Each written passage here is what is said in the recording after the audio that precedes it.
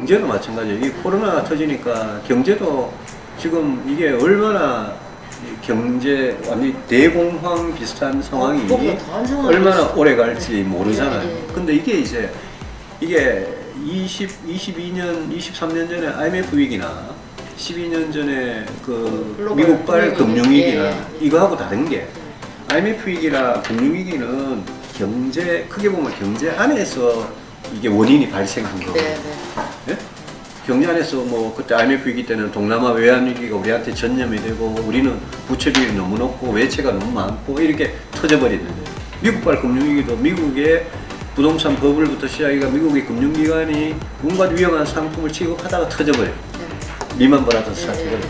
근데 이거는 지금 코로나 사태 이거는 경제 안에서 원인이 발생한 게 아니고 이런 무서운 코로나19라는 이 바이러스가 생겨서 이건 일종의 보면 어떻게 보면 경제 바깥에서 전쟁이 난 거랑 비슷한 그런 상황이라서 이게 도대체 이제 끝나려면 이 바이러스가 일단 완전히 잡혀야지 사람들이 이동을 할 거고 다니고 경제 활동을 하기 시작하고 그래야 수요가 늘고 이러기 때문에 이 문제도 제가 아까 CDC 질병관리본부 이야기 하셨는데 이 문제도 저는 옛날에 박정희 때 뭐 예컨대 남도구, 전두환 때 김재익, 또 IMF 위기 때 김대중 정권 때 이헌재, 또 MB 금융위기 때 윤증현 이런 사람한테 전문가한테 맡겨야 돼.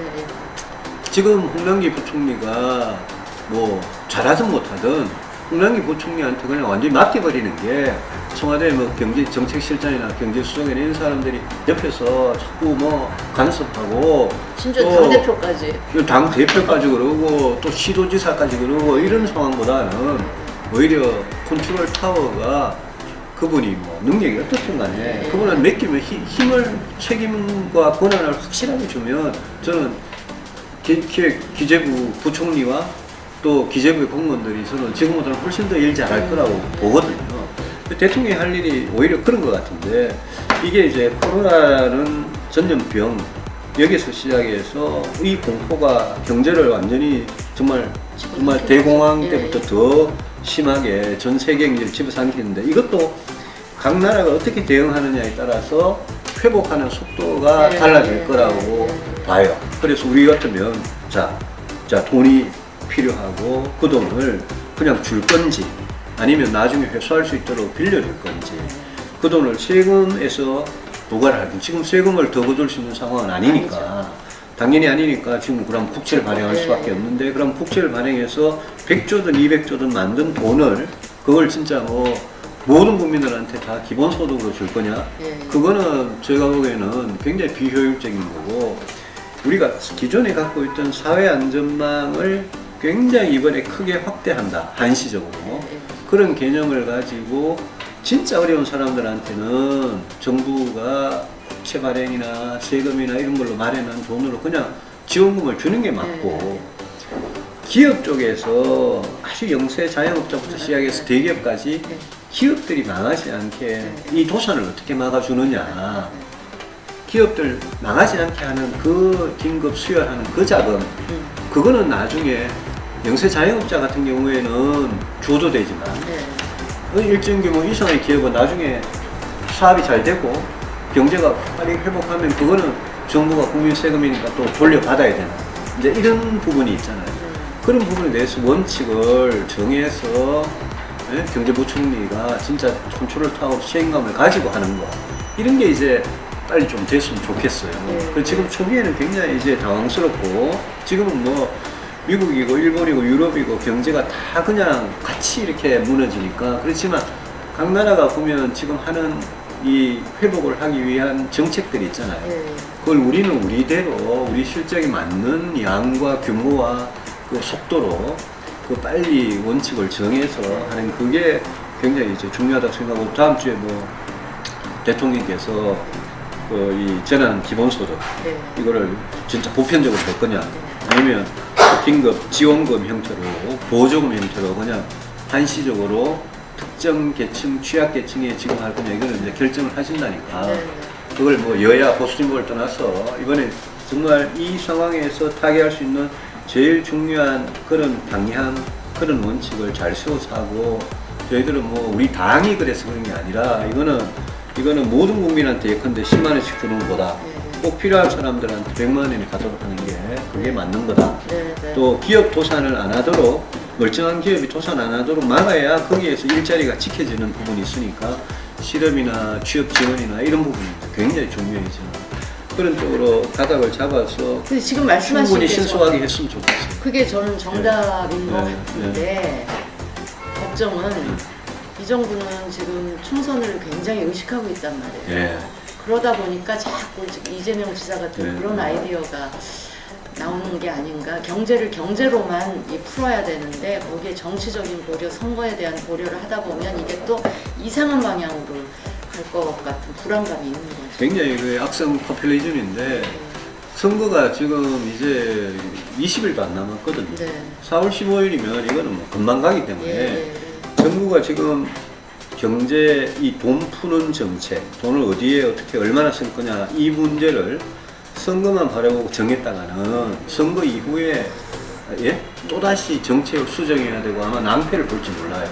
그래서 이거는 굉장히 위급한 상황이기 때문에 저는 뭐 선거 공약으로 무슨 뭐 보수 진보가 이래 나뉠 게 아니라 지금 있는 이 경제적인 대위기를 극복하는 그거는 저는 우리 미래통합당도 야당도 정부가 합리적인 그런 대책을 갖고만 나오면 이때는 힘을 좀 합쳐주는 게 좋겠다. 우리가 질병 감염 이 부분에 방역 이 부분에 힘을 합치듯이 경제도 지금은 좀 힘을 합쳐야 될 상황이고 거기에서 선거만 바라보고 표만 바라보고 하는 그런 악성 포퓰리즘 정책은 좀 확실하게 좀 걷어낼 수 있어도 좋겠어요. 정부 안에도 청와대 안에도 지금 굉장히 이 문제 가지고 갑론을박을 하는 것 같아요. 예.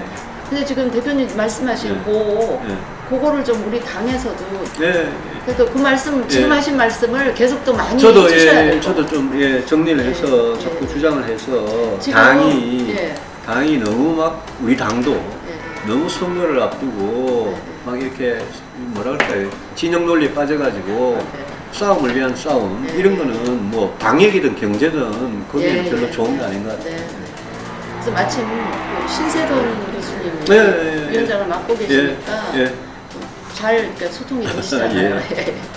그래서 좀 지금 말씀하셨던 그 논리나 이런 게 설파되면 저 미래통합당이 그냥 정부가 하겠다는 걸 조금 반대만 하는 건 아니구나. 정부가 진짜 합리적인 대안을 내는구나. 뭐 이런 인상을 충분히 심어줄 수 있도록 좀 했으면 좋겠어요. 4월 15일 총선은 금방 가고 이 위기가 언제 끝날지 얼마나 오래 갈지 아무도 모르는 거 아닙니까?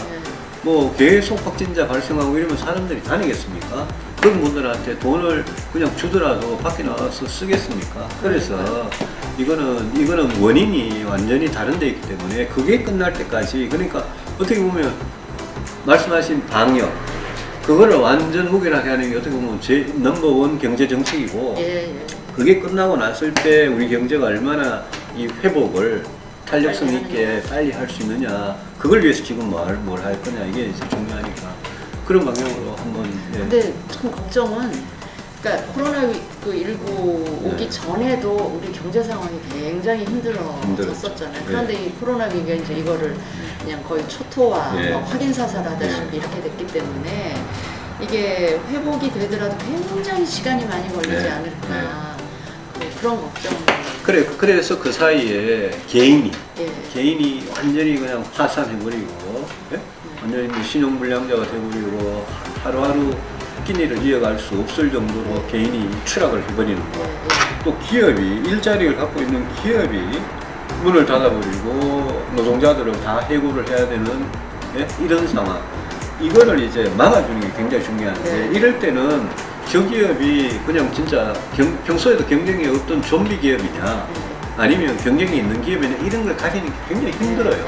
그래서 지금은 우리가 평소에 갖고 있던 우리 경제의 질환이라고 할까 뭐 기저질환이 있었다 치면 지금은 그거를 따지기보다는 지금은 어떻게 하면 정말 개인이든 기업이든 완전히 추락하고 완전히 포기하고 완전히 망하지 않게 정부가 이걸 막아주느냐. 그렇죠.